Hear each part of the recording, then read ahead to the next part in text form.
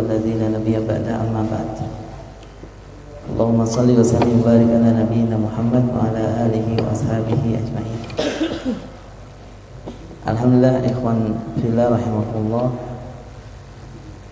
Pada kesempatan maghrib kali ini kita semuanya dapat kembali melanjutkan salah satu ilmu yang sangat penting dalam Islam, yaitu tentang sirah nabawiyah, yang senantiasa kita semuanya berharap mudah-mudahan di setiap episode, di setiap tema yang kita suguhkan, yang kita dalami, itu ada pelajaran penting yang bisa kita terapkan di masa kita hari ini. Alhamdulillah, tidak terasa sudah sampai ke setengah kitab, ya, hampir setahun lebih, dari mulai awal runut sampai alhamdulillah sudah sampai di pembahasan tentang Perang Badar Al-Kubra. Baik, kita lanjut saja. Yang pertama, pertanyaan saya adalah apa yang terjadi sebelum Perang Badar? Karena Perang Badar itu ada pemicunya, ya. Di dalam kitab Ar-Rahiqul Maktum, memang tidak saya tulis di sini, ada semacam prolog dulu sebentar, bahwa sebagaimana tema yang 2 minggu yang lalu disampaikan, bahwa Rasulullah sudah membentuk 2 pasukan militer. Yang pertama disebut dengan Ghazwah, dan yang kedua disebut dengan Sariyah. Ghazwah itu adalah pasukan militer yang langsung dipimpin oleh Rasul sendiri, sedangkan Sariyah adalah pasukan militer yang Rasul percayakan untuk dipimpin kepada dan oleh, yaitu sahabat-sahabatnya yang terbaik. Di antara sekian banyak Sariyah yang sudah dikirimkan oleh Rasulullah, itu ada Sariyah yang disebut dengan Sariyah Nakhlah. Nah, ini sebetulnya Sariyah Nakhlah ini adalah pemicu dari bersiapnya orang-orang musyrik untuk menggempur kota Madinah. Apa yang terjadi di Sariyah Nakhlah ini, dan siapa yang menjadi pemimpin, komandan di Sariyah Nakhlah ini?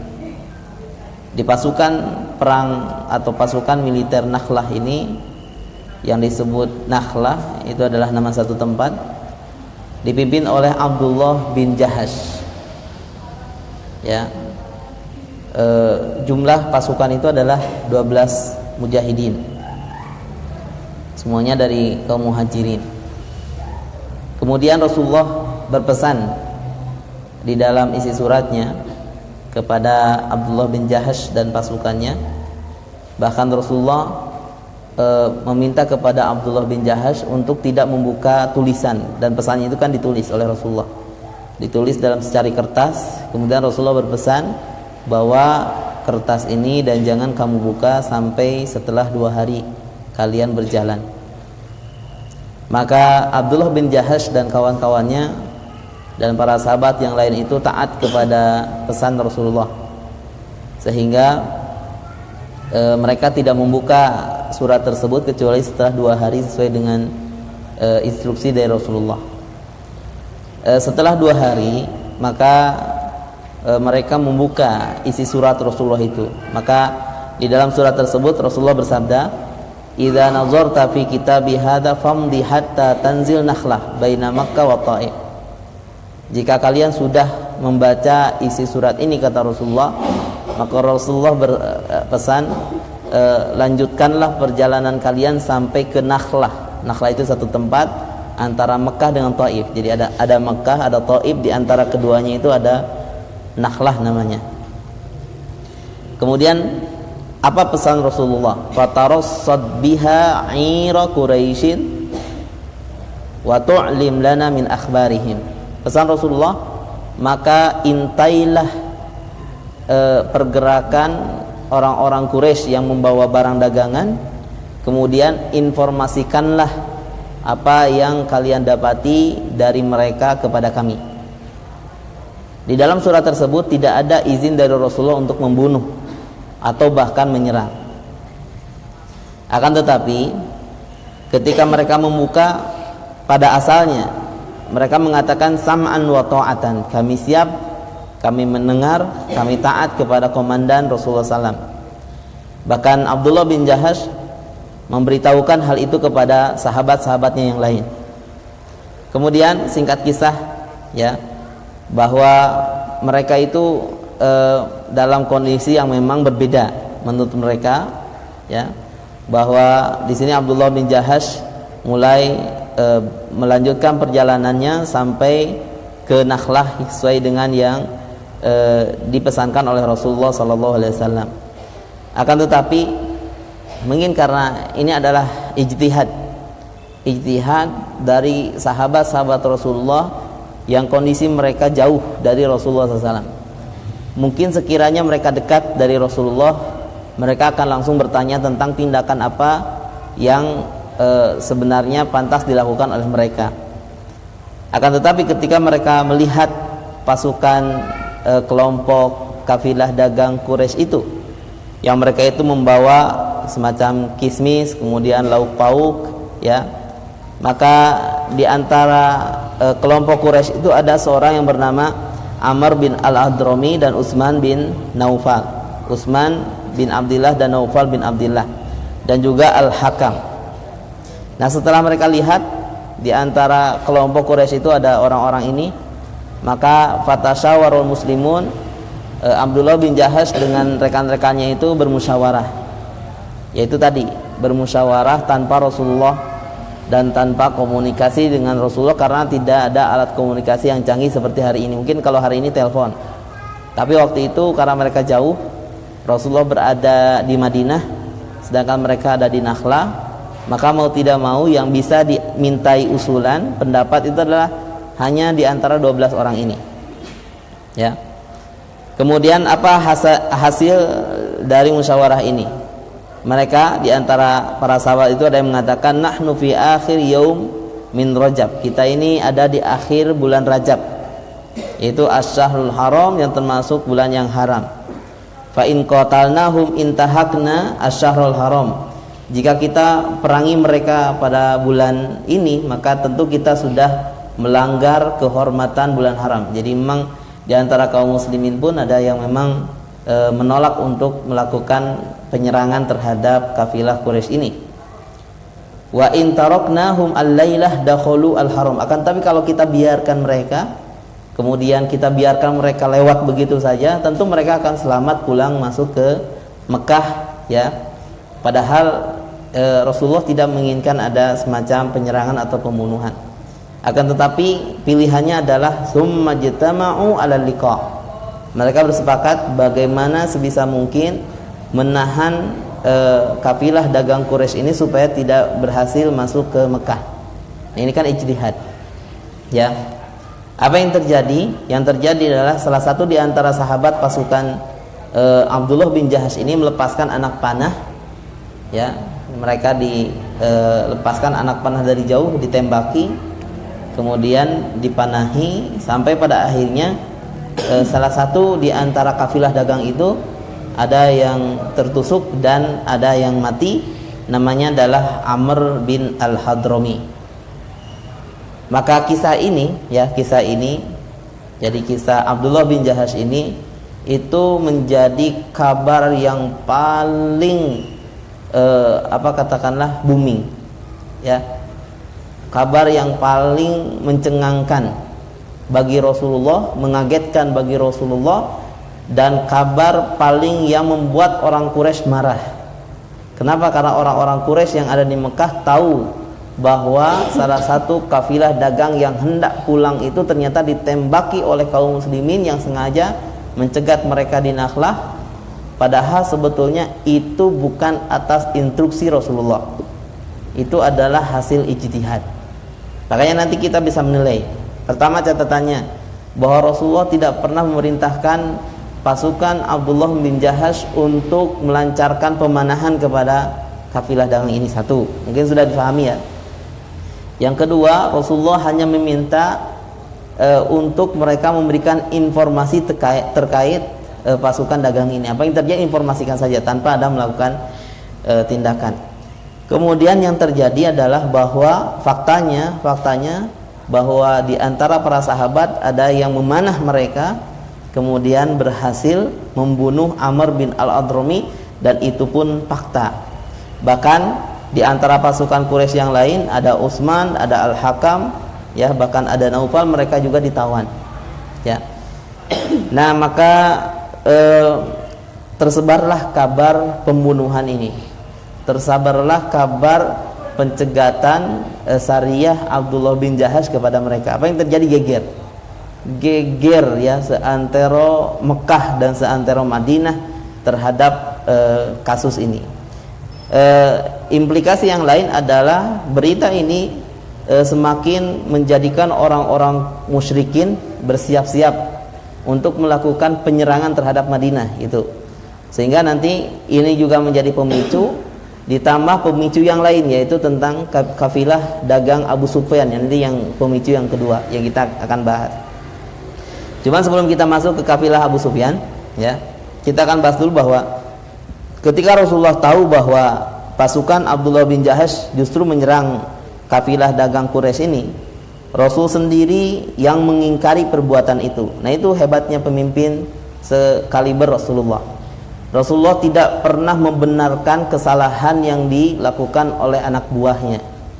Jadi kalau misalkan di kita, di kepolisian atau misalkan di militer, di tentara, sebaiknya seorang pemimpin, panglima TNI ataupun kepala kepolisian, ya misalkan Kapolri, harusnya dia tidak membela mati-matian terhadap kesalahan yang dilakukan oleh anak buahnya. Jika misalkan ada anak buahnya yang polisi misalkan melakukan kesalahan, ya diakui saja bahwa itu adalah sebuah kesalahan, jangan sampai ditutup-tutupi atau jangan sampai dibela-bela. Begitupun dengan TNI militer.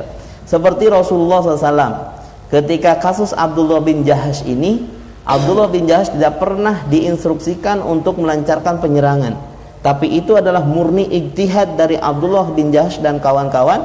Dan apa yang terjadi betul bahwa Rasulullah mengingkari. Sampai Rasulullah itu kepada mereka, ma amartukum biqital fi syahril haram. Demi Allah, saya tidak pernah, kata Rasulullah, memerintahkan kalian untuk menyerang mereka. Tapi kenapa kalian menyerang mereka? Itu adalah bentuk pengingkaran dari Rasulullah kepada pimpinan Abdullah bin Jahash. Tapi karena ini adalah ijtihad, dan ijtihad itu jika benar mendapatkan 2 pahala, dan jika salah mendapatkan 1 pahala, tetap dihargai oleh Rasulullah. Kemudian maka Rasulullah membalikkan hal itu, yaitu tentang turun ayat. Kita kenal mungkin ayat Al-Baqarah ayat 217. Allah Subhanahu wa taala berfirman, yas'alunaka 'anis syahril harami qitalin fi qul qitalun fihi kabir wa saddun an sabilillahi wa kufrun bihi wal masjidil haram wa ikhraju ahlihi minhu akbar innallaha wal fitnatu akbar minal qatl. Jadi dalam ayat ini itu semacam menggambarkan suasana orang-orang Quraisy. Orang-orang Quraisy mengatakan, tuh lihat Muhammad, katanya dia punya agama yang benar, katanya dia pasukannya soleh-soleh, katanya dia punya pasukan itu pemimpin atau anak buah yang taat-taat kepada pemimpinnya. Tapi ternyata sekarang terbukti bahwa umat Islam tidak menghormati terhadap bulan Rajab. Kenapa? Karena terjadi pembunuhan itu di akhir bulan Rajab, dan itu masih bulan haram. Dan bulan haram itu bukan hanya sekedar dihormati oleh umat Islam, oleh Rasulullah, dan termasuk dihormati oleh seluruh umat jahiliyah waktu itu. Sehingga kejadian pembunuhan ini geger di seluruh Mekah, kemudian menjadi semacam momen untuk memburukkan citra Muhammad dan kawan-kawannya. Jadi citra Nabi Muhammad itu yaitu dijatuhkan melalui pelanggaran ini. Maka turunlah ayat ini yang ingin menguatkan tentang sikap Nabi Muhammad terhadap para sahabatnya. Ayat ini berbunyi, yas'alunaka 'anis syahril harami qitalin fi. Mereka akan bertanya kepadamu Muhammad tentang hukum, ya, berperang di bulan haram. Kita tahu bahwa berperang di bulan haram itu haram hukumnya, ya. Dan itu sampai hari kiamat. Bulan haram ada 4. Ada Rajab, kemudian Zulqa'dah, Dzulhijjah, kemudian ada Muharram, ya. Dan kejadian Sariyah Abdullah bin Jahash itu di bulan Rajab di akhir-akhir.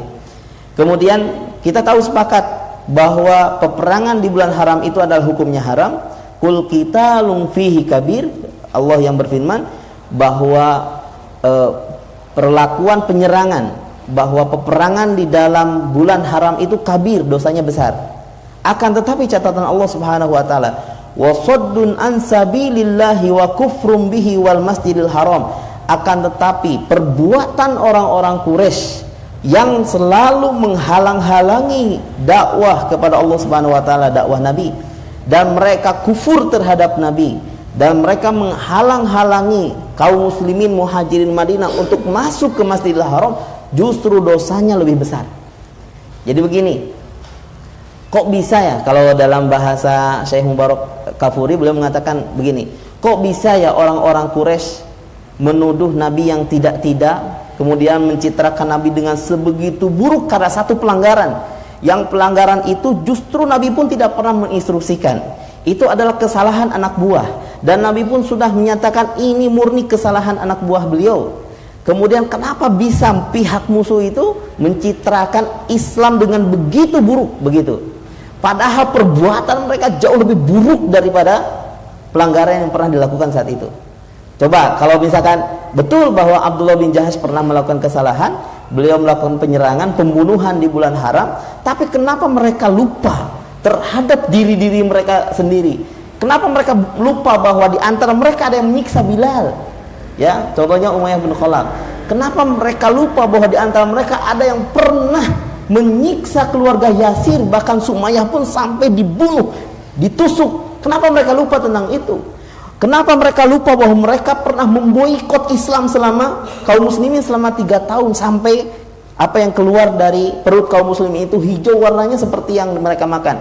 Kenapa mereka lupa bahwa mereka pernah, ya, salah seorang di antara mereka pernah mencekik Nabi Muhammad SAW. Jadi mereka berbicara masalah HAM ketika terjadinya Abdullah bin Jahash, tapi kenapa ini tidak muncul ketika Nabi disiksa dan ketika Nabi diusir dari Madinah? Begitu, ya.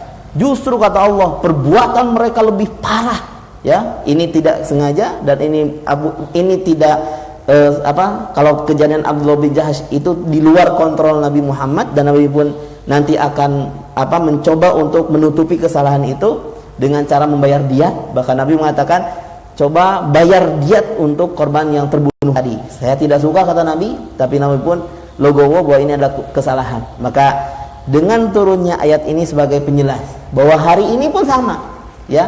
Ketika ada tokoh ulama yang sedikit saja melakukan kesalahan, itu kan brebet begitu kan, tentang citra negatifnya. Tapi mereka lupa bahwa mereka lebih parah daripada yang dilakukan oleh kaum muslimin. Itu sampai hari kiamat karakternya seperti itu. Nah, melalui kisah Abdullah bin Jahash inilah seolah-olah menjadi alarm bagi orang-orang Quraisy untuk mereka bersiap-siap. Kenapa? Karena memang sekarang perjalanan dagang mereka yang tadinya dari Mekah menuju Syam itu aman-aman saja, bahkan orang-orang Madinah juga sebagai konsumen, sebagai pelanggan, karena biasanya kan Mekah di bawah, ketika mereka mau berangkat ke Syam itu pasti ke atas, dan antara Mekah dengan Syam itu ada di tengah-tengah namanya Madinah. Dan sekarang Madinah ternyata dikuasai oleh Nabi dan para sahabatnya, dan ini menjadi ancaman besar bagi orang-orang Quraisy, terutama setelah kejadian Abdullah bin Jahash yang terjadi pembunuhan itu. Maka mereka semakin mawas diri dari orang-orang Quraisy ini. Ini yang pertama, pemicu yang pertama. Pemicu yang kedua yaitu tentang kafilah dagang Abu Sufyan. Jadi kafilah dagang Abu Sufyan ini, kalau tadi Abdullah bin Jahash, ya, ini kafilah yang lain, kafilah dagang Abu Sufyan. Yang kafilah ini pulang dari Syam. Kalau mereka sudah melakukan perjalanan, ya, dari Mekah kemudian ke Syam. Di Syam mereka berjualan, kemudian biasanya 4 bulan itu, ya, satu kali berangkat itu 4 bulan. Setelah 4 bulan biasanya pulang. Nah, ada kabar bahwa kafilah dagang Abu Sufyan ini hendak pulang ke Mekah. Dan ketika mereka mau pulang, tentu mereka akan melewati Madinah. Jadi nanti mereka pulang turun ke bawah, kalau dari peta turun ke bawah ke selatan. Kemudian sebelum tiba ke Mekah, tentu akan bertemu dengan Madinah. Dan di sana ada Nabi dan para sahabatnya. Kemudian Nabi Muhammad SAW memerintahkan, ya, kepada 2 orang Yang pertama namanya adalah Tolha, ya, Tolha bin Ubaidillah, dan yang kedua adalah Sa'id bin Zaid. Dua orang ini merupakan intel Rasulullah SAW. Jadi dua sahabat ini diperintahkan oleh Nabi, coba pantau pergerakan Abu Sufyan dan kawan-kawan. Dan perlu menjadi catatan bahwa kafilah dagang Abu Sufyan itu ternyata lumayan cukup besar, ya. Jumlah unta yang dibawa oleh Abu Sufyan itu sekitar 1000 unta. Jadi abring-abringannya itu 1000 unta. Kalau orang lain biasanya ya 5, 4 begitu. Ini 1000 unta satu kali pulang untuk ke Mekah. Kemudian yang kedua, jumlah total perkiraan estimasi barang bawaan, barang dagangan yang di atas unta itu muatannya itu sekitar 50.000 dinar. 50.000 dinar sekitar 100 miliar. Sekitar 100 miliar barang harga yang ada di atas unta yang 1000 itu. Kemudian penjaga yang bawa unta itu, penjaga yang menggiring untanya itu, dan yang mengamankan unta dari perompakan dan semacamnya, itu sekitar 40 orang dari pembantu dan dari karyawan dari Abu Sufyan ini, ya. Maka apa yang terjadi? Nah, ini Rasulullah SAW ketika mendapatkan berita dari Tolha bin Sa'id, Tolha dan Sa'id, bahwa betul kafilah dagang Abu Sufyan ini sedang mendekati Madinah dan mereka hendak untuk melewat dan ingin masuk ke kota Mekah, maka Nabi Muhammad SAW mengumpulkan para sahabatnya, ya. Kemudian Nabi Muhammad SAW mencoba untuk menjelaskan dengan sabdanya, hadhihi 'iru Quraisy fiha amwaluhum fakhruju ilaiha la'allallaha yanfalikumuha. Artinya adalah ini adalah kelompok dagang Quraisy, ini adalah kafilah dagang Quraisy yang membawa harta-harta kaum Quraisy, harta-harta mereka yang ada di Mekah. Maka Rasulullah meminta kepada para sahabat yang hadir, ya, waktu itu, yaitu cegatlah mereka. Semoga Allah Subhanahu wa taala memberikan muatannya itu kepada kalian. Pertama catatannya, ya. Kita akan paham tentang ini setelah kita memahami catatannya. Pertama, catatannya ini terjadi pada 12 Ramadan tahun 2 Hijriah. Karena memang perang Badar kan tahun 2 Hijriah. Itu yang pertama catatannya. Ini yang menjadi kehebatan Rasulullah. Jadi kehebatan Rasulullah itu ketika Ramadan tuh beliau tetap gencar berdakwah, ya.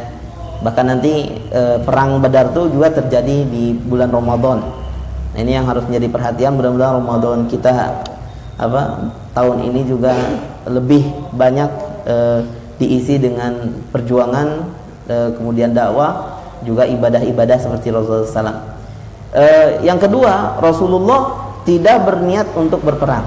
Ya, Rasulullah hanya ingin menjelaskan bahwa mereka, Abu Sufyan itu bawa dengan muatan yang banyak, dan itu adalah harta orang-orang Quraisy, ya. Kemudian kata Rasulullah, cegatlah mereka, kemudian kalau bisa ambillah harta tersebut. Timbul pertanyaan, bagaimana hukum mengambil barang orang-orang Quraisy ini, ya? Kenapa? Karena landasannya, pertama, ya, landasannya Rasulullah SAW tahu betul tentang hukum bagaimana mengambil barang orang lain. Tentu Rasulullah tahu betul. Kemudian yang kedua, perlu juga diketahui bahwa sebelum para sahabat Mekah hijrah ke Madinah, kan harta-harta mereka itu ditahan dan dirampas oleh orang-orang Quraisy. Seperti Suhaib bin Sinan. Suhaib bin Sinan sudah membawa harta yang sudah disiapkan untuk menjadi perbekalan di Madinah, kemudian dicegat oleh pemuda-pemuda Quraisy, kemudian bahkan dihalang-halangi dengan catatan kalau Suhaib bin Sinan ingin hijrah seperti Rasulullah, maka mereka harus menyerahkan semua hartanya untuk pemuda-pemuda Quraisy ini. Dan itu sudah dilakukan oleh mereka. Jadi perampasan harta-harta orang muhajirin. Jadi kaum muhajirin itu hampir rata-rata ketika mereka hijrah ke Madinah itu tanpa membawa bekal apapun. Kenapa? Karena tidak boleh, ya. karena dilarang oleh orang-orang Quraisy, bahkan diberikan pilihan. Nah, ini yang menjadi catatan juga. Kemudian catatan yang selanjutnya adalah nomor 3, saat kondisi perang, harta dan nyawa musuh itu menjadi halal. Dan ini sudah menjadi ittifaq di antara para ulama bahwa posisi Rasulullah dengan Quraisy itu adalah peperangan dan permusuhan. Jadi bukan perdamaian, ya. Kalau perdamaian beda cerita. Tapi kalau ini sedang dalam kondisi perang, sedang dalam kondisi dua-duanya mencurigai, kemudian sedang dalam kondisi dua-duanya pun siap menyerang dan siap diserang. Nah, posisi musuh itu adalah Abu Sufyan CS, Abu Sufyan dan kawan-kawan. Dan kalau kita belajar fikih, ya belajar fikih, bahwa harta musuh, bahkan nyawa musuh itu ternyata halal. Kalau misalkan, kalau nyawa mereka mengancam kita, boleh musuh itu dibunuh. Kalau misalkan harta mereka itu bisa kita rampas, maka itu nantinya masuk menjadi kategori gonimah ataupun fai. Kan itu ada gonimah juga. Maka ini yang menjadi catatan. Jadi Rasulullah SAW punya keyakinan betul bahwa di antara harta yang dibawa oleh Abu Sufyan CS itu adalah salah, sebagian besarnya itu adalah harta milik kaum muslimin. Sehingga kata Rasulullah, orang dari awal tadi, hadhihi 'air Quraisy, bahwa ini adalah harta muatan orang-orang Quraisy. Itu adalah harta mereka, akan tetapi ingat bahwa sejarah sebelum kita datang ke Madinah pun mereka sudah merampas harta-harta kita, dan ini kondisinya ada peperangan. Maka kita harus paham tentang ini. Kemudian yang keempat, inilah skenario Allah Subhanahu wa taala. Allah menghendaki Rasulnya untuk berjuang lebih lagi dan lebih berkorban lagi. Kenapa? Karena pertama, Rasulullah menyiapkan pasukan yang ke Badar ini, itu tujuannya tidak perang. Rasulullah hanya ingin menuntut haknya. Jadi harta rampasan yang sudah dirampas oleh orang-orang Quraisy itu ya dikembalikan oleh Abu Sufyan CS. Jadi tidak akan berperang kalau dikembalikan mah. Kemudian yang kedua, kalaupun tidak dikembalikan, maka merampasnya pun kembali itu tidak mengapa, karena posisinya adalah musuh dengan musuh. Ya, kemudian ternyata yang terjadi, Allah punya skenario lain, yaitu supaya Rasulullah bukan hanya mengambil harta, akan tetapi Rasulullah ingin dimenangkan oleh Allah Subhanahu wa taala, yaitu di perang Badar ini. Nah, itu catatan. Mungkin supaya lebih paham kita lanjut saja, nanti mungkin ada penjelasan lebih dalam. Nah, ini tentang menuju Badar. Ya, kita akan masuk ke menuju Badar, perjalanan menuju Badar. Yang pertama, apa yang dilakukan oleh Rasulullah? Jadi niatnya tadi sudah digambarkan. Rasul tidak mau berperang asalnya. Kemudian Rasul ingin menuntut hak harta yang dirampas oleh orang Quraisy. Kemudian Rasulullah dalam artian tidak tahu, karena Rasul pun manusia, tentang skenario Allah Subhanahu wa taala apa yang akan terjadi. Jadi Rasulullah siap-siap saja untuk menuju Badar. Yang dilakukan Rasulullah, pertama, Rasulullah memerintahkan Abdullah bin Umi Maktum untuk menggantikannya mengimami para sahabat. Dan memang seperti biasa kalau Rasulullah SAW, contohnya ketika Ghazwah ke Abwa itu, ke Madinah, ya, ke Abwa itu sebelum terjadi perang Badar, Rasulullah memerintahkan kepada Sa'ad bin Abi Waqqas untuk mengimami para sahabat. Jadi Rasulullah ketika mau keluar daerah, keluar kota atau keluar negeri, ya, dalam rangka dakwah, maka Rasulullah selalu menunjuk salah seorang imam yang nantinya harus melanjutkan tugas imamnya setelah Rasulullah di luar. Maka imam rotib itu penting, ya, imam yang sudah ditentukan di masjid juga penting. Seperti Rasulullah, kalau ada Rasulullah ya Rasulullah, tapi kalau Rasulullah ada keperluan dakwah untuk keluar, maka Rasulullah itu memerintahkan salah seorang sahabatnya. Kalau di Abwa, Sa'ad bin Ubadah, mohon maaf, bukan Sa'ad bin Abi Waqqas, Sa'ad bin Ubadah. Tapi kalau ketika Rasulullah berangkat ke Badar, itu yang ditunjuk adalah Abdullah bin Umi Maktum, karena beliau tidak bisa ikut perang Badar karena beliau tunanetra. Itu yang pertama. Kemudian yang kedua, ya, jumlah kaum muslimin yang ikut perang Badar itu bermacam-macam versi jumlahnya, tapi rata-rata 300-an.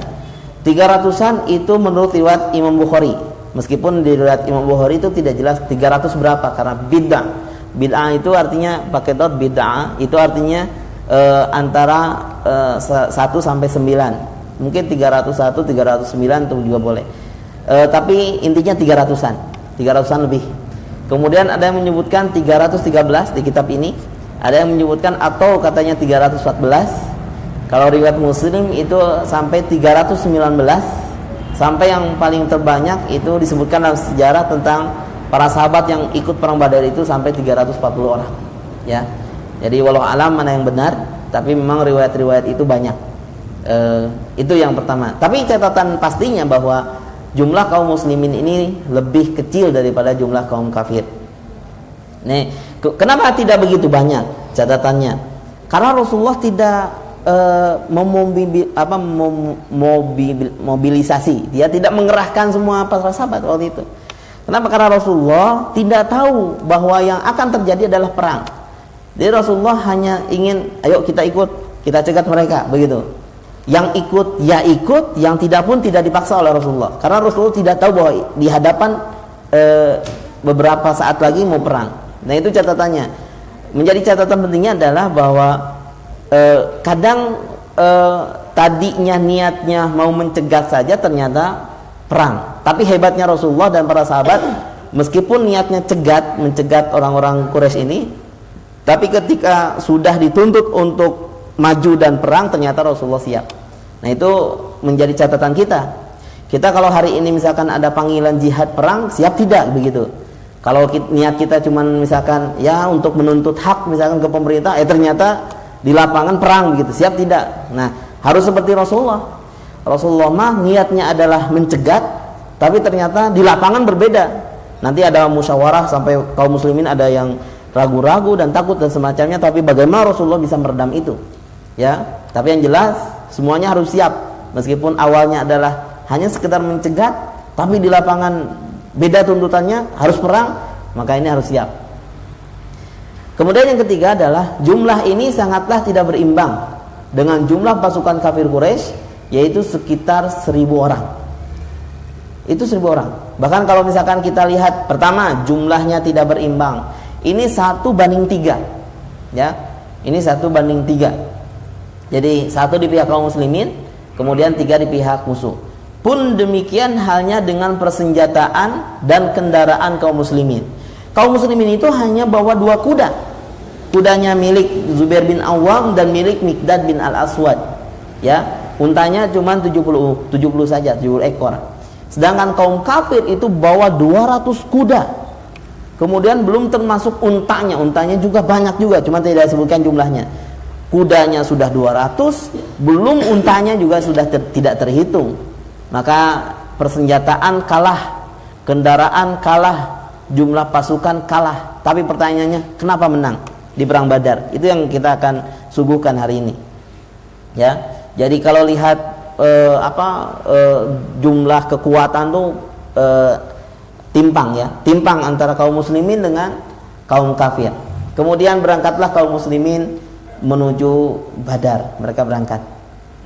Nah ini tengah perjalanan. Apa yang terjadi tengah perjalanan? Di tengah perjalanan Rasulullah menemui beberapa sahabat, ya, para sahabat muda, para sahabat junior, tapi mereka sudah dilibatkan dalam persiapan perjuangan, persiapan dakwah dan jihad. Di antaranya ada Al-Barra bin Azib dan Ibnu Umar, yang mereka usianya masih muda-muda. Tidak sebutkan berapa usia mereka, tapi dijelaskan mereka masih muda. Karena saking mudanya, mungkin 10 tahun atau misalkan 8 atau mungkin 9, sekitar itulah. Yang karena saking mudanya mereka tidak diizinkan untuk ikut perang Badar. Jadi kata Al-Barra bin Azib dan Ibnu Umar, bahkan mereka memaksa, ya Rasulullah, kita ikut saja, izinkan kami untuk ikut, ya, di perang Badar atau di pasukan Badar ini. Maka Rasulullah menolak mereka karena saking mudanya. Ini harus menjadi catatan, ya, bahwa kita sebagai kaum muda yang matang, ya, libatkan anak muda yang meskipun usia mereka masih muda sekali, tapi libatkan mereka dalam persiapan dakwah, persiapan jihad. Meskipun pada titik tertentu kalau mereka belum cukup, ya, ketika ada panggilan jihad itu, maka kita pun harus seperti Rasulullah, ya, ditolak saja mereka. Kemudian Rasulullah sering menggembirakan mereka Untuk tahun ini kalian tidak dulu, tapi untuk berikutnya kalian harus siap. Begitu biasanya. Itu yang ditolak adalah Al-Bara bin Azib dan Ibnu Umar. Kemudian Rasulullah juga ketika jalan lagi bertemu dengan orang-orang musyrik, ya. Kemudian Rasulullah menerima tawaran dari orang-orang musyrik. Kata orang-orang musyrik, wahai Muhammad, karena kami tahu bahwa Anda itu ada di pihak yang benar dan kami pun adalah orang Madinah, karena itu orang-orang musyrik Madinah biasanya. Kami pun punya kewajiban untuk membela tanah air, begitu. Jadi kalau di kita hari ini mungkin ada muslim, kemudian ada yang lain gitu. Ada agama yang non muslim. Nah, kalau Rasulullah ketika perang Badar, ketika ditawari, izinkan kami ikut bersama barisanmu. Apa yang dilakukan Rasulullah? Rasulullah menolak bantuan kaum musyrikin ini. Bahkan Rasulullah bersabda, irji, pulanglah, gak usah ikut. Falan asta'ina bimusyrik. Ketahuilah bahwa sungguhnya aku tidak akan pernah mungkin minta tolong kepada seorang yang musyrik. Ya, makanya ini menjadi catatan pembahasan tersendiri. Nanti pun akan dipadukan ketika kasus yang Rasulullah hijrah itu, yaitu hijrah melalui gua Thawr itu, gua Thawr. Nah, tapi kalau catatan di perang Badar, ternyata Rasulullah pengen bahwa orang-orang yang ada di barisannya itu betul-betul orang-orang yang mukmin, orang-orang yang yakin terhadap Allah Subhanahu wa taala, ingin memisahkan dulu itu. Ya, makanya acap kali di beberapa misalkan komunitas dakwah itu kan ada ring-ring tertentu lah, misalkan ada ring 1, ring 2, ring 3 begitu. Ada semacam, bukan artinya membeda-bedakan, tapi kita pun harus ada semacam strategi lah begitu ya, bahwa ternyata kekuatan itu adanya di keimanan kader dan keimanan pasukan anak buah itu. Mungkin kita rehat dulu ya, baru sampai ke sini. Insyaallah kita akan lanjutkan selepas Isya. Barakallahu fiikum wa sallallahu ala nabiyina Muhammad. Kita lanjutkan. Alhamdulillah wa syukurillah, syukur la ilaha illallah wahdahu la syarika lah, wa syukur anna Muhammadan abduhu wa rasuluhu alladzi la nabiyya ba'da, amma ba'd. Allahumma shalli wa sallim wa barik ala nabiyyina Muhammad wa ala alihi wa sahbihi ajma'in. Setelah kita mengetahui bahwa Rasulullah menolak tawaran bantuan orang-orang musyrik, dengan Rasulullah bersabda, irji, pulanglah, pergilah. Bahkan orang musyrik ini kan agak sedikit memaksa, tapi Rasulullah tetap irji, pulanglah. Kenapa? Karena untuk perang Badar Rasulullah ingin bahwa para kader yang ikut di barisannya adalah orang-orang yang betul ada dalam tauhid, ada dalam keyakinan kepada Allah Subhanahu wa taala. Kemudian yang ketiga, maka berangkatlah Rasulullah sallallahu alaihi wasallam. Rasul sendiri ketika perjalanan menuju Badar, karena Badar itu adalah salah satu tempat, sumur tepatnya, itu adalah sumur Badar. Ternyata Rasulullah menunggangi satu unta, yang unta ini itu ditunggangi secara bergiliran, yaitu diantaranya Ali bin Abi Thalib juga yang sama menunggangi unta yang ditunggangi oleh Rasulullah. Akan tetapi kebanyakan di perjalanan Rasulullah justru lebih memilih untuk jalan kaki. Kita bisa lihat sekarang bahwa betapa hebatnya ketika kita punya pemimpin seperti ini, pemimpin yang tidak memprioritaskan dirinya, tidak egois, tidak mementingkan dirinya, tapi justru lebih mementingkan para sahabatnya yang lain. Jangankan masalah yang besar, masalah menunggangi unta pun ternyata Rasulullah lebih memilih jalan kaki. Rasulullah bersabda ketika oleh sahabat Ali, ya Rasulullah, biar kami saja yang ada di belakang, biar engkau saja terus di atas unta begitu. Biar kami anak muda ya Rasulullah, biar engkau yang di atas. Tapi Rasulullah mengatakan, ma antuma bi aqwa minni, kalian tuh masih junior, masih anak muda, masih kecil lah. Kalian tidak lebih kuat, yaitu kepada yang pertama adalah Ali, dan yang kedua Marsad bin Abi Marsad, ya. Kata Rasulullah, wahai Ali, wahai Marsad, kalian berdua tidak lebih kuat daripadaku, biarkan, karena aku sudah terbiasa, kata Rasulullah, kemudian Rasulullah memposisikan dirinya sebagai orang yang lebih kuat. Wala ana bi aghna 'anil ajr minkuma. Dan bukanlah aku orang yang banyak amal, banyak pahala. Jadi Rasulullah berharap, meskipun Rasulullah sangat mungkin untuk di atas unta, ya, tapi Rasulullah ingin jalan kaki karena setiap langkah itu justru pahalanya lebih besar. Kata Rasulullah, aku bukanlah orang yang menurut kalian banyak amalnya, banyak pahalanya. Aku pun mau pahala begitu. Ya, ini dalam katakanlah komunitas atau katakanlah dalam organisasi, penting juga seorang pemimpin tuh bukan hanya duduk-duduk ya, kemudian dia pun harus merasa haus untuk beramal. Jangan sampai yang giliran nyapu masjid atau mempersiapkan pun itu diserahkan kepada pembantu umum atau misalkan kepada anak buah. Ya, dia pun harus ambil bagian dalam mengambil pahala itu. Seperti Rasulullah. Kemudian setibanya di Rauha, itu adalah nama tempat sebelum sampai Badar. Karena Rasulullah hanya baru memilih imam sholat, yaitu Abdullah bin Ummi Maktum. Rasulullah meminta kepada seorang sahabat namanya Abu Lubabah. Abu Lubabah yang sudah sampai Rauha, beliau pun masih ikut bersama Rasulullah sampai tiba di Rauha. Cuman di Rauha ini Rasulullah baru teringat bahwa nanti kalau Rasulullah katakanlah berhari-hari di perang Badar ini, siapa yang menggantikan posisi Rasulullah sebagai pemimpin Madinah? Maka Rasulullah baru teringat bahwa di Madinah hanya ada imam sholat, tapi imam yang memimpin seluruh kaum muslimin Madinah, baik muhajirin ansor, ternyata belum ada. Maka Rasulullah teringat terhadap salah seorang sahabat namanya Abu Lubabah, maka ditunjuklah beliau dan diperintahkan untuk pulang kembali ke Madinah agar ia menggantikan posisi Rasulullah sebagai pemimpin Madinah. Maka pulanglah Abu Lubabah kembali menuju Madinah. Itu di tengah perjalanan. Apa yang terjadi di tengah perjalanan? Masih yang tadi kayaknya.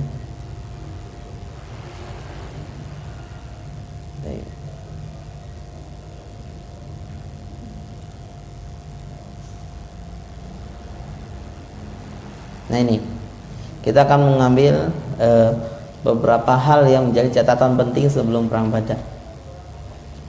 Pertama adalah al-majlisu al-istisyari, yaitu musyawarah. Karena hebatnya sistem Rasulullah SAW ketika menjadi seorang pemimpin, membangun kepala pemerintahan, itu hebatnya adalah beliau membangun sistem musyawarah. Ya, bahkan bukan 1-2 kali, termasuk perang Badar pun berkali-kali. Ketika sebelum perang Badar, bagaimana Rasulullah meminta pendapat, meminta pandangan, meminta pilihan yang terbaik untuk hal yang sangat penting yang ingin beliau pecahkan di antara beberapa masalah. Maka Rasulullah tidak otoriter, kemudian tidak sewenang-wenang, dan tidak memutuskan satu perkara sendirian. Bahkan Rasulullah acap kali meminta kepada para sahabat untuk menyampaikan pandangan-pandangannya, kemudian di antara sekian pandangan dan argumentasi yang disampaikan, maka Rasulullah mengambil yang terbaik. Di antaranya ketika para sahabat tahu betul bahwa Rasulullah ternyata dihadapkan kepada masalah yang sangat genting. Kenapa? Karena para sahabat mulai tahu satu persatu, mulai tahu ternyata yang mereka tuju adalah bukan kafilah dagang Abu Sufyan saja.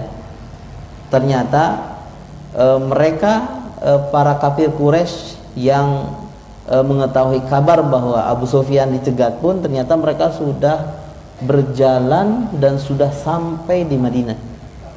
Ya, makanya ini yang menjadi kabar yang disampaikan kepada Rasulullah bahwa ternyata yang mereka akan hadapi, yang akan kaum muslimin hadapi oleh Rasulullah dan para sahabatnya, itu bukan hanya sekelompok kafilah dagang Abu Sufyan saja, akan tetapi ada kafir Quraisy yang sudah menjemput, datang menuju Madinah dengan banyak sekali pasukannya sampai 1000. Nah ini yang menyebutkan jumlah pasukan tambahan dari Abu Sufyan. Ya, Abu Sufyan asalnya kan dia sama 40 penjaganya, sama 40 pegawainya Kemudian ternyata dari Madinah datang, dari Mekah datang juga rombongan kafir Quraisy yang jumlahnya sekitar 1000-an, gabung dengan Abu Sufyan.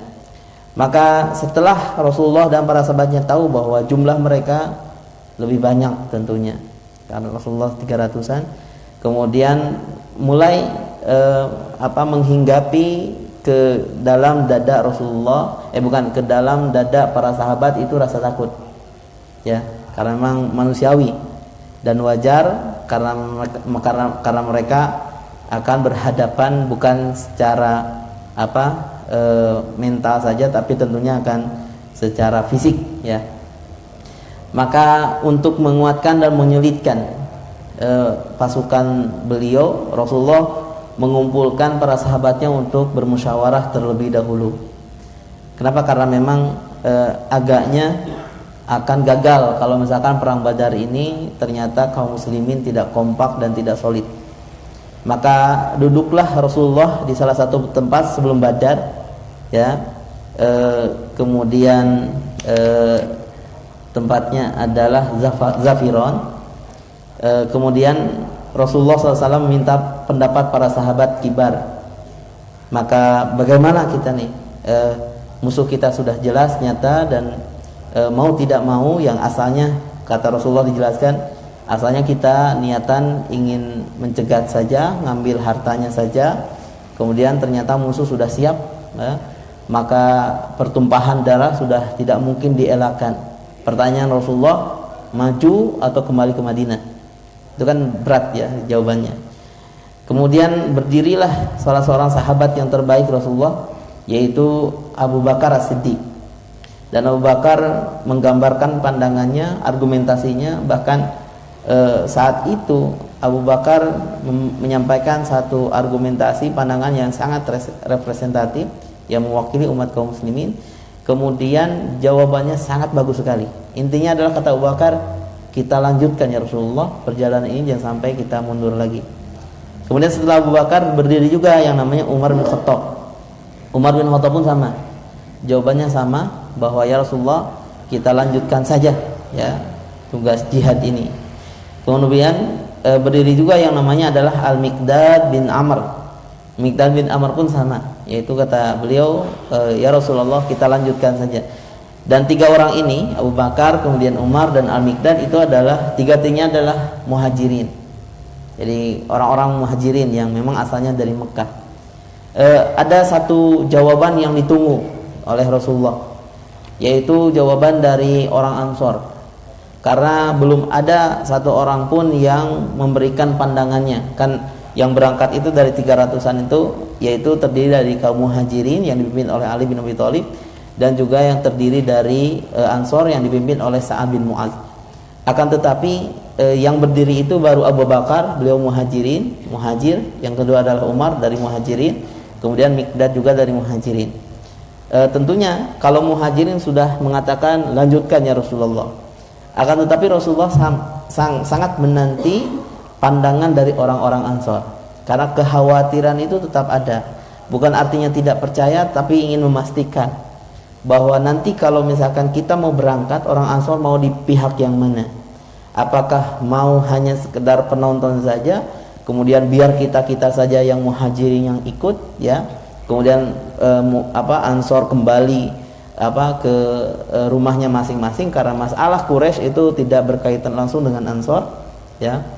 Kemudian maka ditanyalah, maka Rasulullah bersabda, asyiru alayya ayyuhan nas, coba kasih pandangan kepadaku wahai orang-orang.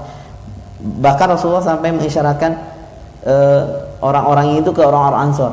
Makanya salah seorang di antara sahabat Ansor berkata, wallahi, kata Sa'ad bin Mu'adz, itu pimpinan Ansor, walaka annaka turiduna ya Rasulullah, apakah maksud orang-orang yang engkau ingin kami bersuara itu adalah kami orang-orang Ansor? Maka kata Rasulullah, ajal, iya, kami sangat menunggu jawaban anda wahai orang-orang Ansor. Maka ini kan penting sekali, ya. Kalau misalkan kita memimpin satu pasukan, ya, satu katakanlah kadar anak buah yang berbagai macam latar belakang, berbagai macam suku begitu. Sedangkan dalam konteks perang Badar kan itu hampir ini masalah internal, yaitu antara orang Muhajirin yang dirampas hartanya dengan orang Mekah yang kafir begitu. Akan tapi Rasulullah sangat berharap yaitu tentang ini, yaitu tentang keterlibatan Ansor. Maka Rasulullah, iya, jawaban antum yang kami tunggu. Kemudian detik itu agak semakin melambat. Kenapa? Karena ada kekhawatiran apakah nanti jawaban Sa'ad bin Mu'adz itu berpihak kepada Rasulullah yang mengatakan seperti Abu Bakar, kita lanjutkan, atau justru mereka akan mundur lagi ke pribumi dan meninggalkan orang Muhajirin menghadapi orang Quraisy sendirian.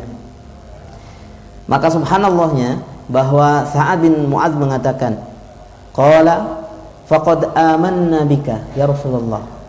Kenapa engkau begitu ragu terhadap kami? Padahal kami sebelum adanya kita di sini, kata Sa'ad bin Mu'adz, sebelum Anda tahu kami ada sangat merindukan engkau tahu bahwa kami adalah seorang yang beriman. Bahkan jauh sebelum engkau datang ke Madinah pun kami sengaja untuk datang ke Mekah untuk menemui engkau dalam gelap gulita ketika haji. Kemudian itulah kisah Bai'at Aqobah pertama, kedua itu kan inisiasinya dari orang-orang Madinah begitu. Fasaddaqnak, engkau pun tahu bahwa kami sudah meyakinimu sebagai seorang rasul. Wa syahidna anna ma ji'ta bihi wal haq, dan kami yakin, jangan engkau ragu terhadap kami, karena kami yakin apapun yang engkau sabdakan itu adalah benar. Wa a'tainaka 'ala dzalika uhudina, bahkan kami sudah berjanji membaiatmu wahai Rasulullah, wa mawathiqina, dan kami sudah bersumpah ala sam'i wa ta'ati, untuk sam'an wa ta'ah, untuk mendengar dan taat ya Rasulullah. Famdi ya Rasulullah, lanjutkan wahai Rasulullah. Takbir semuanya. Ini hebatnya Sa'ad bin Mu'adz. Itu sangat tipis ya. Kalau Sa'ad bin Mu'adz mengatakan, ya sudah kalau Ansor pulang lagi itu selesai. Solid hilang, kekompakan hilang. Tapi ini hebatnya Ansor. Ansor itu selalu menolong baik dalam suka maupun duka. Sehingga ini yang dari awal ketika diminta oleh Abbas bin Abdul Muttalib ketika terjadinya ketika kisah Bai'at Aqobah itu, yang diminta oleh Abbas itu, betulkah kalian ingin melindungi Muhammad keponakanku? Kata orang Madinah, betul, kami yang akan menjaganya. Maka diserahkanlah perlindungan dari Abbas kepada orang-orang Ansor ini. Maka terharulah Rasulullah dengan jawaban itu. Abu Bakar mengatakan lanjutkan, kemudian Umar mengatakan lanjutkan wahai Rasulullah, jangan sampai kita mundur kembali. Miqdad mengatakan lanjutkan wahai Rasulullah. Sa'ad bin Mu'adz yang itu adalah perwakilan dari Ansor mengatakan lanjutkan wahai Rasulullah. Maka semuanya menjadi kompak, menjadi solid. Dan ini adalah kekuatan sebetulnya ya. Jadi kalau kita menghadapi musuh, sebelum kita berbicara masalah persenjataan, kemudian kita berbicara masalah teknik, kemudian strategi perang, ada yang lebih kuat, yaitu tentang masalah kesolidan internal kita. Kenapa? Karena kelemahan itu gara-gara kita tidak solid. Gara-gara sesama kaum muslimin saling hujat, saling caci, saling maki, kan itu masalahnya.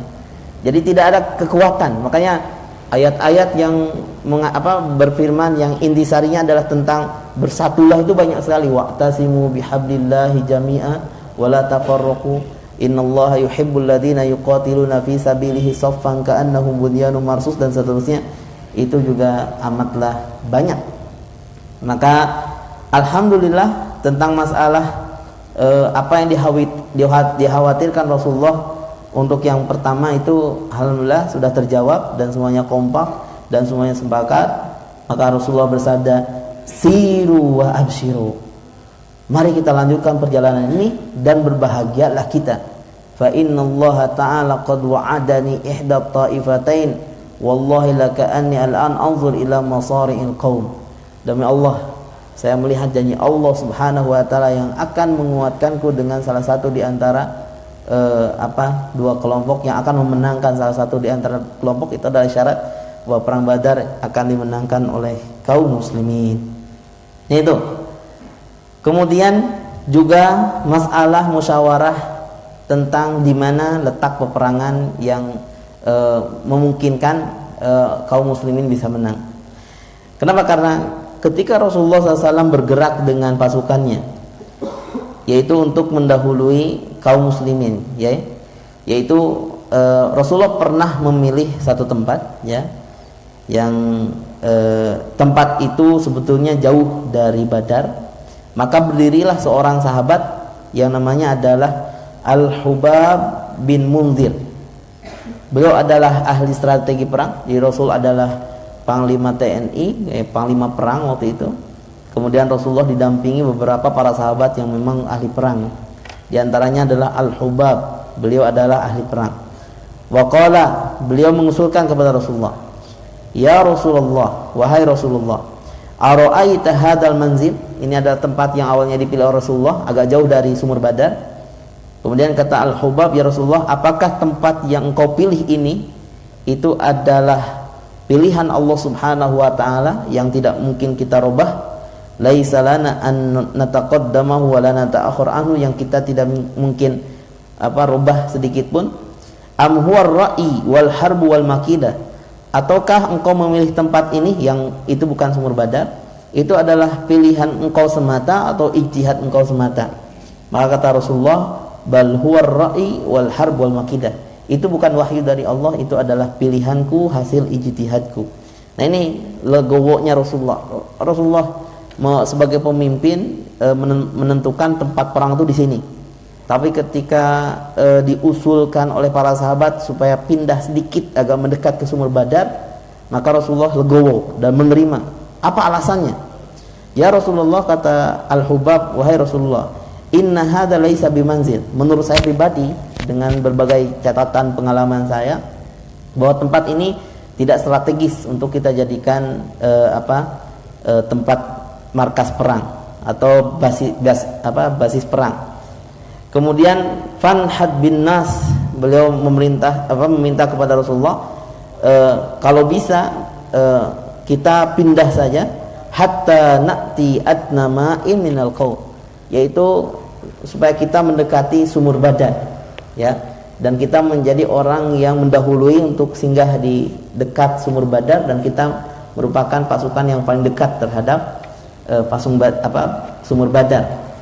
Kemudian summa nabni alaihi haudon, bahkan dari sumur tersebut kita akan bikin semacam telaga, ya, kulah, fanamla'ahu ma'a, semacam kolam kecil.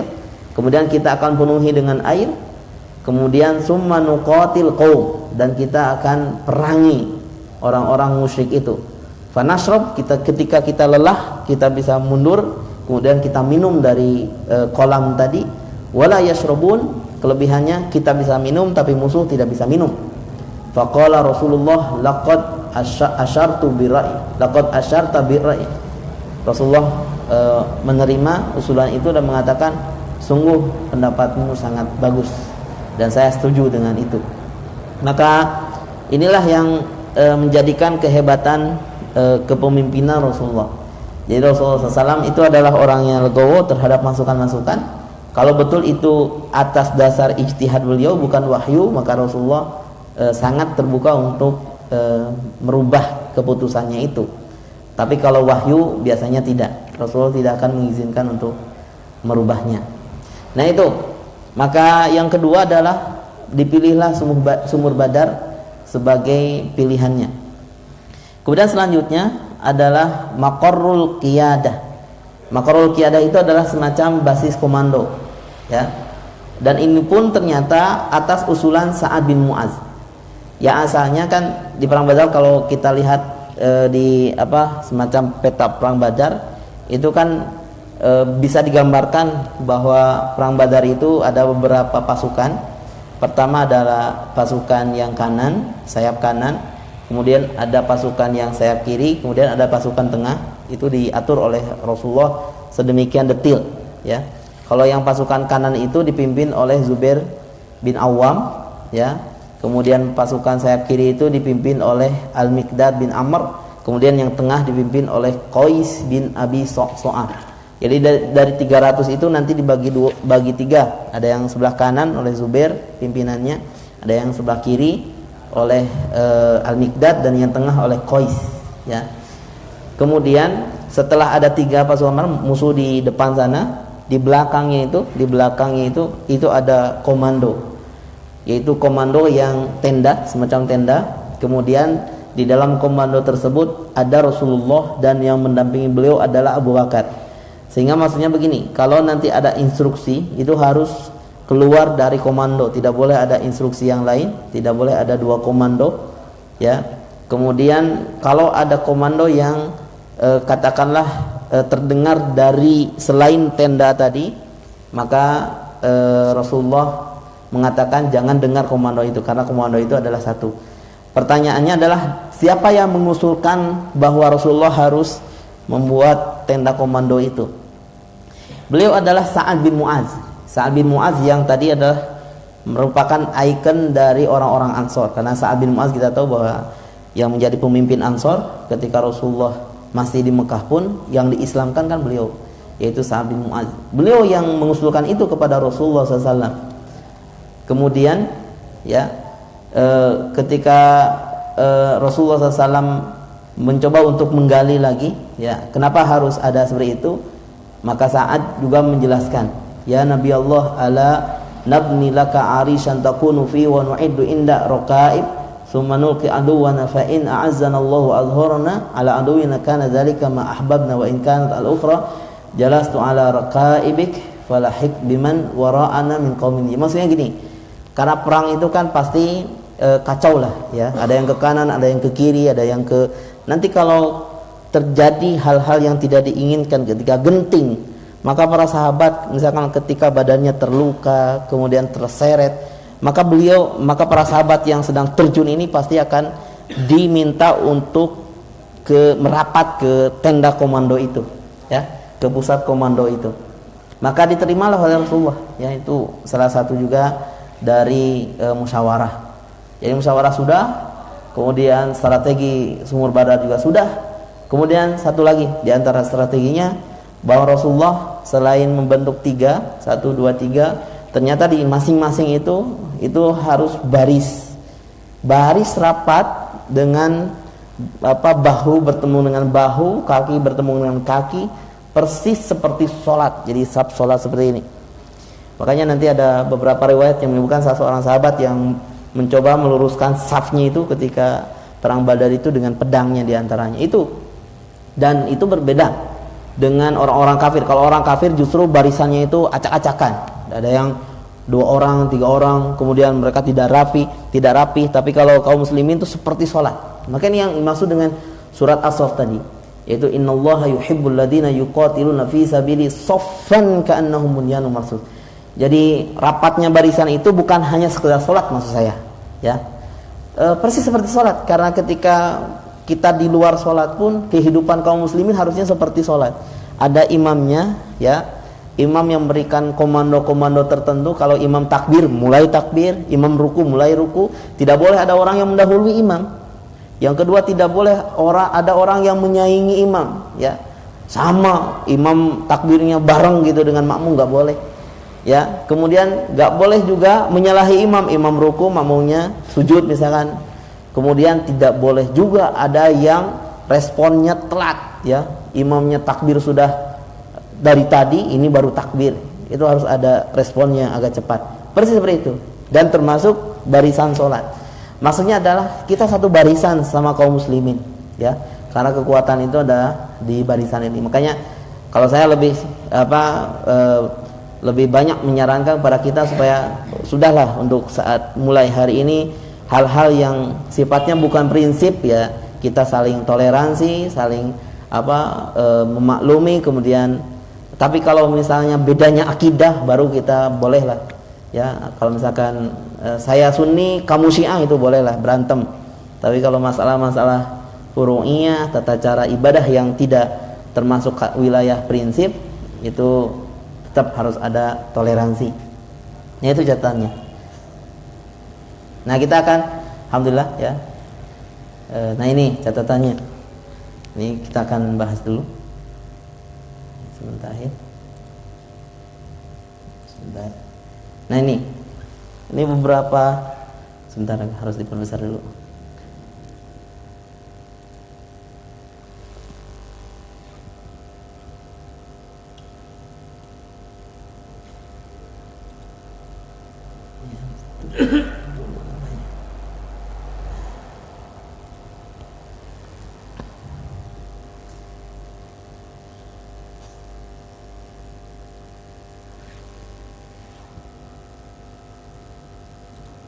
Nah ini ada macam-macam tuh. Kalau di sini ada yang menyebutkan 315. Tadi juga ada 300-an, 319, kemudian nampaknya agak error. Nah ini sumur Badar ada di sini. Nanti dibikin kolam, kemudian kolamnya ini ditimba airnya, kemudian siap saji begitu. Kalau sahabat haus tinggal minum begitu. Kemudian di belakang nanti di sini ada komando Rasulullah, ya itu juga di sebelah sini. Kemudian ada beberapa pasukan, ya pasukan kanan, pasukan kiri, dan ini satu yang tidak tergambar. Ini 3, 1, 2, 3 dan semuanya berbaris, ya.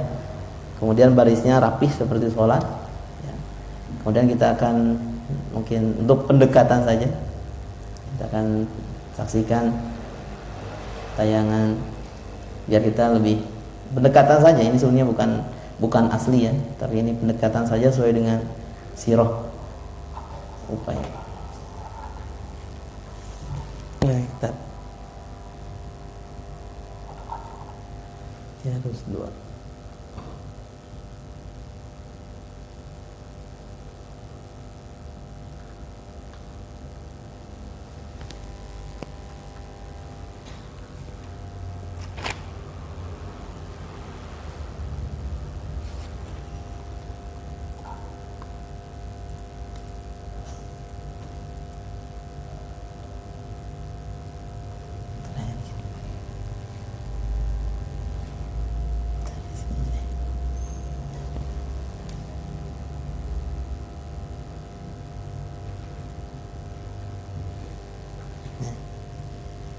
Kita akan lihat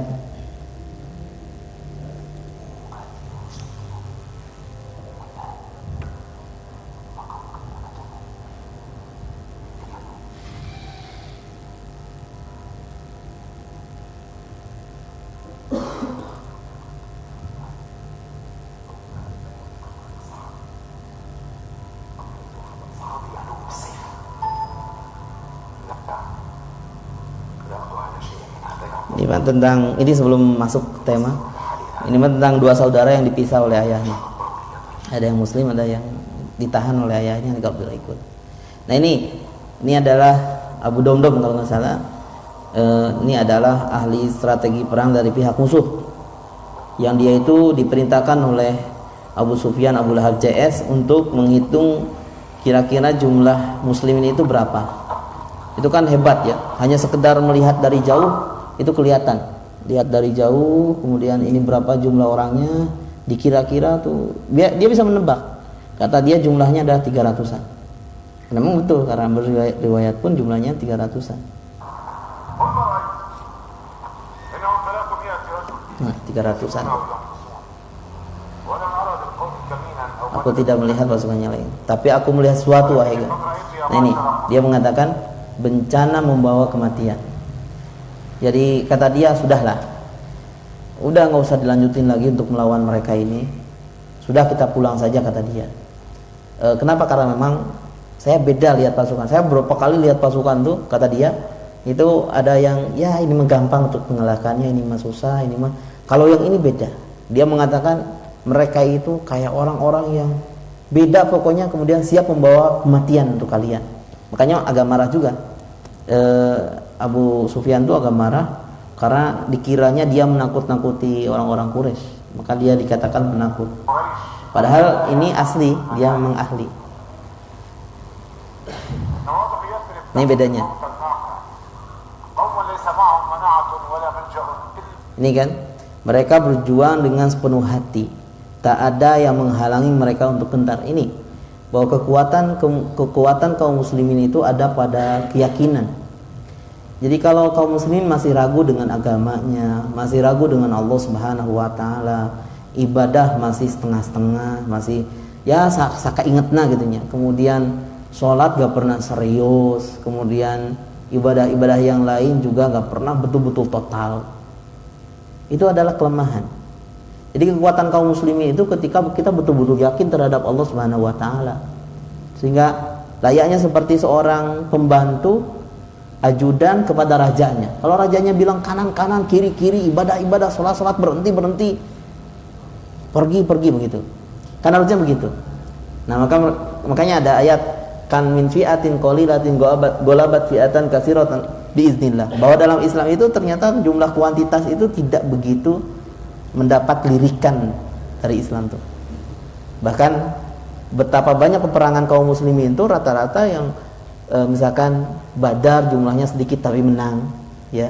Uhud pun menang sebetulnya, cuman gara-gara tidak taat jadi kalah. Kemudian di perang-perang Ahzab juga menang padahal kaum muslimin sedikit. Justru di perang Hunain jumlah kaum muslimin lebih banyak tapi kalah. Begitu. Kenapa kalah? Karena mereka sudah sombong dengan kuantitas, kemudian dengan persenjataan yang lebih lengkap, kemudian tawakal mereka, iman mereka kepada Allah justru semakin berkurang. Maka ini yang harus makin digalakkan begitu. Jadi bukan masalah jumlah sebetulnya. Masalahnya adalah kedekatan kita dengan Allah Subhanahu wa taala baru bisa menjadi kekuatan. Termasuk perang Badar. Karena pelajaran penting dari perang Badar adalah kebulatan hati para sahabat yang ikut perang Badar terhadap Allah Subhanahu wa taala. Kebulatan tekad itu.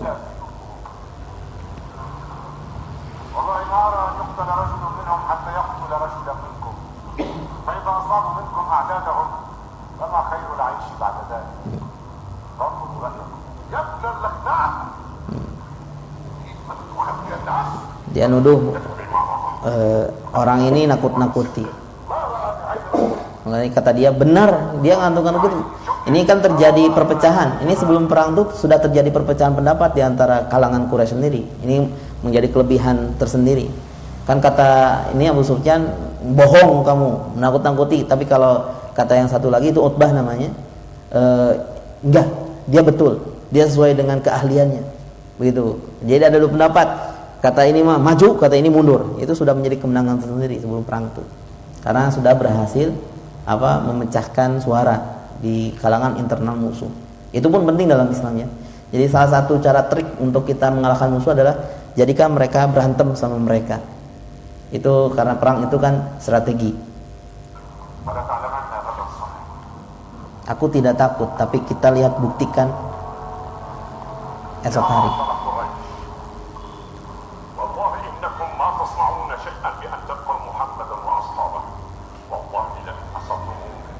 Jadi tetap kekeh, dia bilang udah pulang saja, dengarkan kata tadi orang dom-dom itu, dengarkan gitu.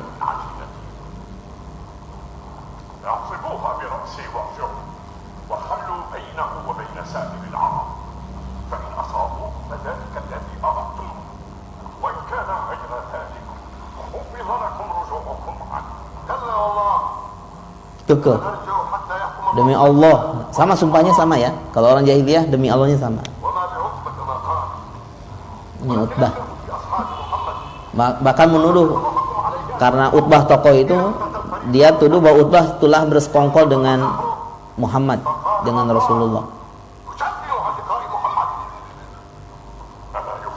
Berarti ini Abu Jahal ya, saya agak lupa. Ini Abu Jahal. Abu Jahal.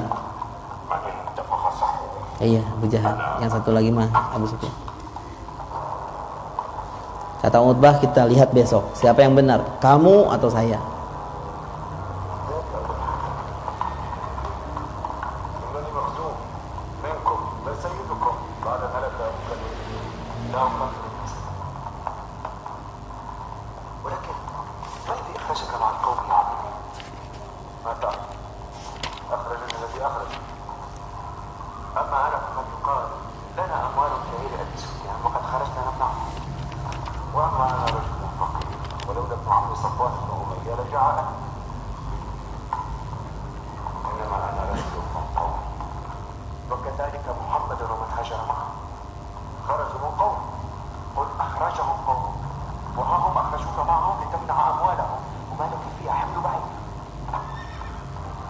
Karena Rasulullah menghadang, mencegat mereka itu untuk menuntut hak harta yang sudah dirampas di Mekah itu, menurut pemahaman beberapa ahli sirah.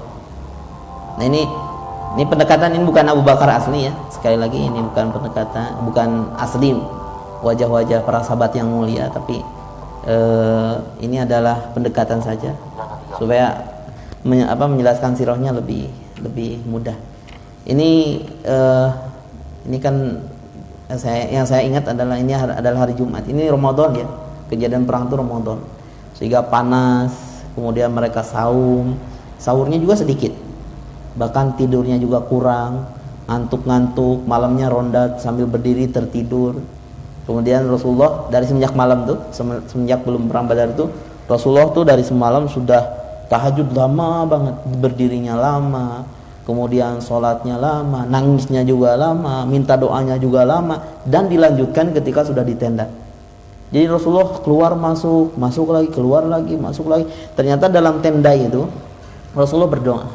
Karena ini kekuatan kaum muslimin itu ketika seorang hamba dekat dengan Allah Subhanahu wa taala. Sekali lagi catatan perang Badar adalah bahwa yang memenangkan kaum Badar bukan masalah banyak dan sedikit atau senjatanya canggih atau bukan, tapi masalah bagaimana setiap individu perang Badar itu mereka rata-rata yakin terhadap Allah Subhanahu wa taala dan dibantu dengan orang yang paling mulia yaitu Rasulullah. Maka kata Abu Bakar mengingatkan, ya Rasulullah, Allah pasti akan mengabulkan setiap doamu dan Allah tidak akan menyalahi janjinya. Itu yang mencoba untuk menenangkan Rasulullah SAW. Engkau telah berdiskusi, maksudnya munajat dengan Rabbmu, Allah akan menepati janjimu. Nah ini saf-saf yang begitu rapih ya. Dan ini adalah Hamzah. Kalau ini namanya Umar kalau dikisahkannya itu. Begitu rapi. Kemudian nanti ada strategi juga gitu. Nah ini bendera liwa ya. Karena liwanya Muhajir itu putih warnanya, kemudian ada tulisan lafaz Allah Subhanahu wa taala. Nah, kalau ini pihak musuh, mereka agak berkelompok tapi berceceran begitu. Satu grup. Beda dengan kaum muslimin yang sudah dirapihkan betul, dari ujung ke ujung itu sudah dirapihkan, meskipun nanti ada sayap kanan, sayap tengah dan sayap kiri, meskipun tidak terlihat mana batasannya, tapi mereka sudah diatur.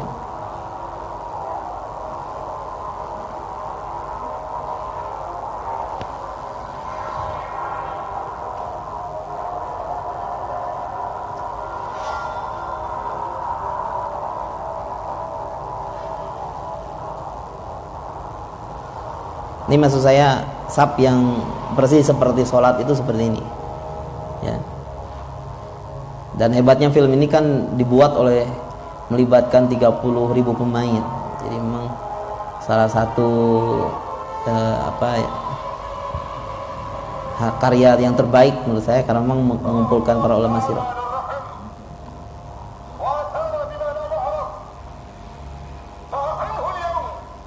Ini sumpahnya sama. Jadi demi Allah, kalaulah kami yang benar, maka hinakanlah Muhammad dan pasukan. Itu kata Abu Jahal. Kemudian kata Nabi pun sama, diwakili oleh Hamzah. Kalau kita yang benar, maka mudah-mudahan Allah memberikan kejayaan kepada kami dan menghinakan Abu Jahal CS begitu.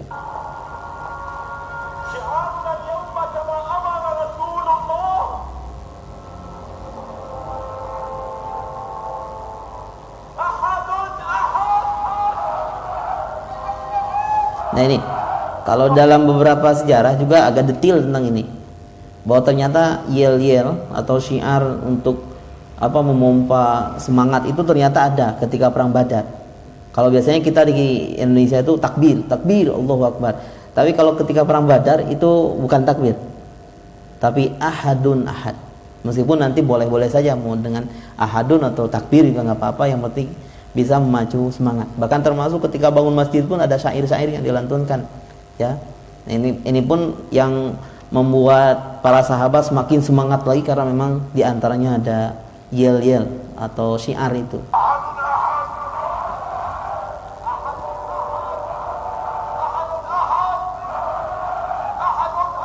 Nah, ada yang liwa, yang hitam. Kalau yang hitam itu memang oleh Ansor, kalau yang putih oleh Muhajirin. Ada dua.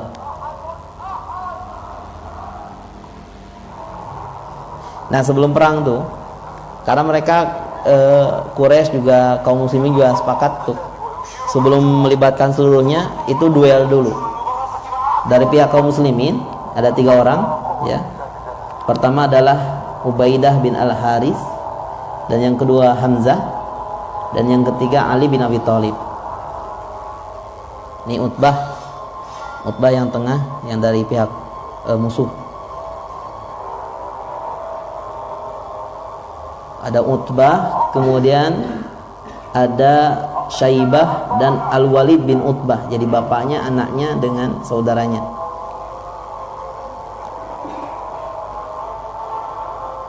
Ini Hamzah, Ali bin Abi Thalib. Nah ini Zulfikar. Itu pedang yang dua itu adalah pedang Rasulullah yang diberikan kepada Ali bin Abi Thalib. Sehingga setiap pegang itu Ali bin Abi Thalib merasa terpacu gitu. Itu salah satu kehebatan Rasulullah untuk memberikan motivasi. Diberikan pedangnya, kemudian didoakan dan semacamnya. Sehingga Ibnu Abbas menjadi turjumanul Quran kan didoakan juga. Ya, Abu Hurairah menjadi penghafal yang banyak karena dadanya dipeluk dan didoakan Rasulullah. Itu hebatnya Rasulullah.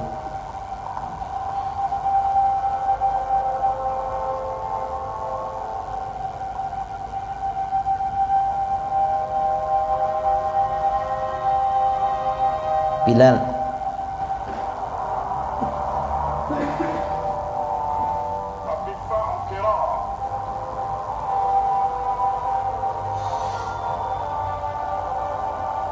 Yang tengah Abu Ubaidah bin Al-Haris yang tengah.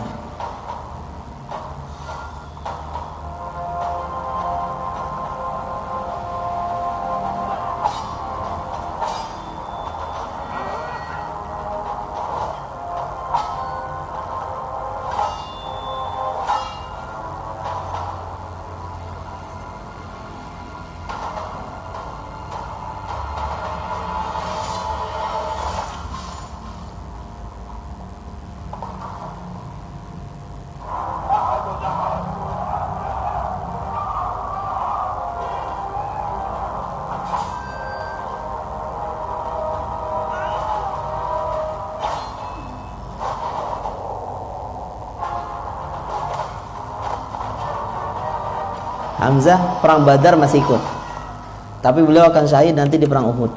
Beliau nih sampai dikoyakkan jantungnya oleh Hindun itu. Kalau perang Badar masih ikut.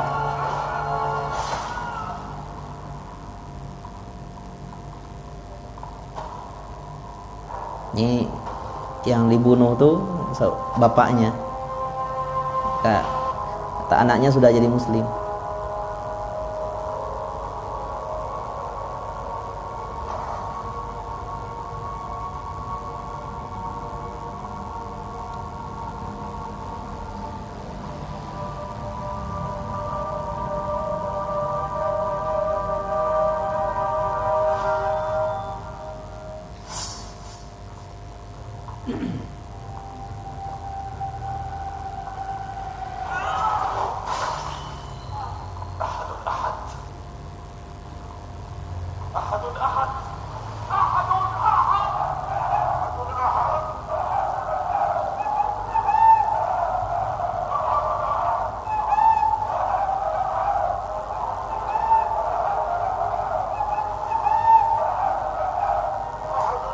Jadi tak ada gentar, nggak ada takut meskipun jumlah sangat sedikit. Ya, jumlah sangat sedikit, persenjataan juga kurang, kendaraan perang juga hanya 2 begitu.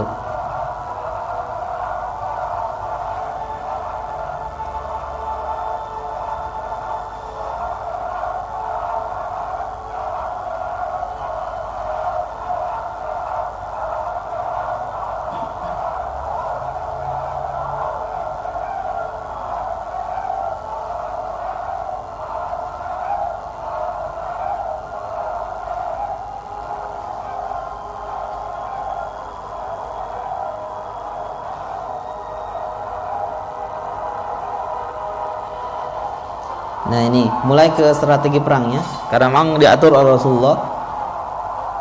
Yang menghadapi pertama kali itu adalah pasukan panah. Itu sudah diatur, sudah didetil, dan Rasul itu kalau mengatur sesuatu tuh detil. Hebatnya Rasulullah kan itu. Kalau kita merencanakan sesuatu tuh kadang ada bolong-bolongnya begitu. Ini ketinggalan, ini belum gitu. Tapi kalau Rasulullah mengatur strategi perang itu dan yang lainnya itu detil sekali, sangat detil. Itu sudah disiapkan. Yang pertama kali kata Rasulullah adalah pasukan anak panah. Makanya belajar panah tuh memang disyariatkan dalam Islam. Kemudian nanti sebelum ke tombak dan semacamnya.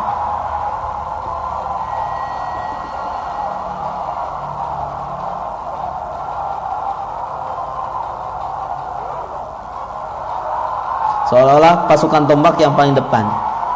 Padahal mereka acak-acakan. Nah ini strategi namanya.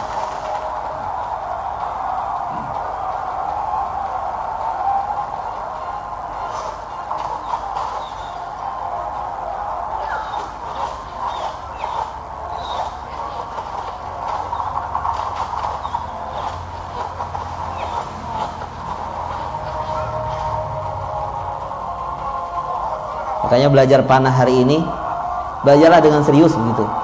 Karena siapa tahu besok lusa juga ada tuntutan ini.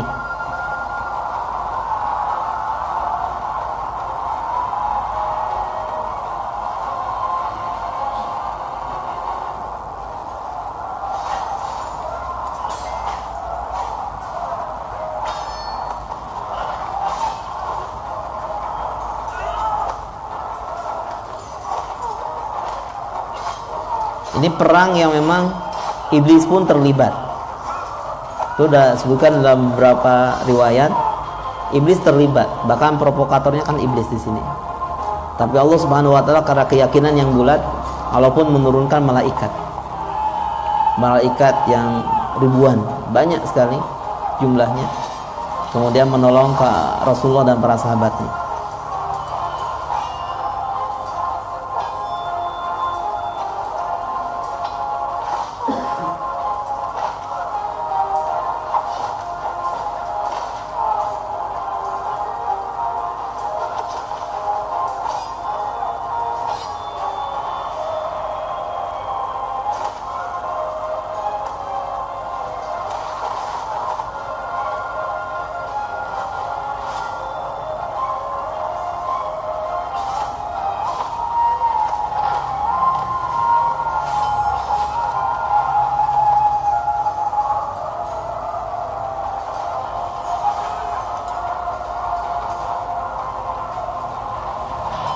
Ikrimah berarti ini anaknya Abu Jahal.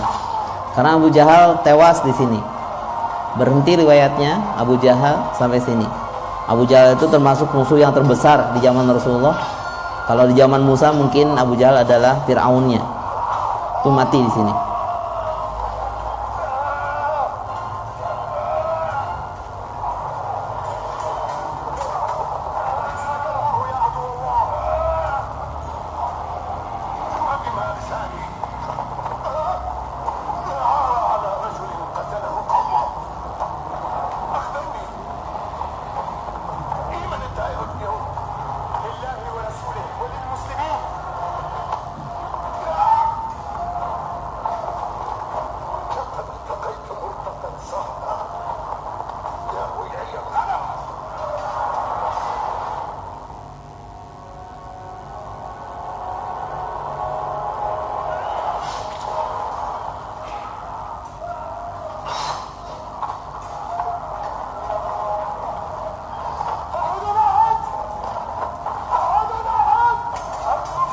Nah ini Umayyah bin Khalaf namanya, yang pernah menyiksa Bilal oleh batu panas ketika masih di Mekah. Maka Bilal punya niatan besar untuk menumpaskan orang ini.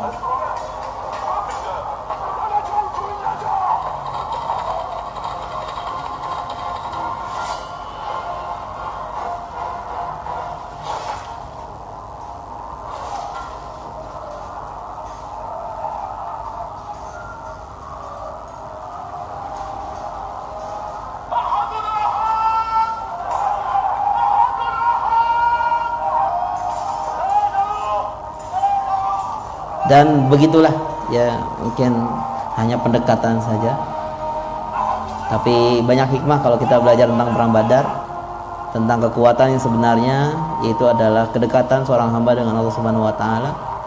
Kekuatan ketika kita menjadi kaum muslimin yaitu persatuan itu. persatuan kaum muslimin, kesolidan, kekompakan, keyakinan, sampai pada akhirnya berhasil membunuh 70 kafir Quraisy dan berhasil menawan sekitar 70 orang di perang Badar ini. Kemudian mereka ada yang ditebus dan semacamnya.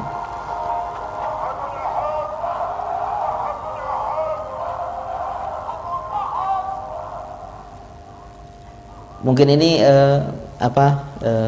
sekilas tentang perang Badar, kemudian bagaimana latar belakangnya, bagaimana Rasulullah menyusun strateginya, dan yang paling penting adalah tentang keyakinan mereka terhadap Allah Subhanahu wa taala. Hari ini pun sama.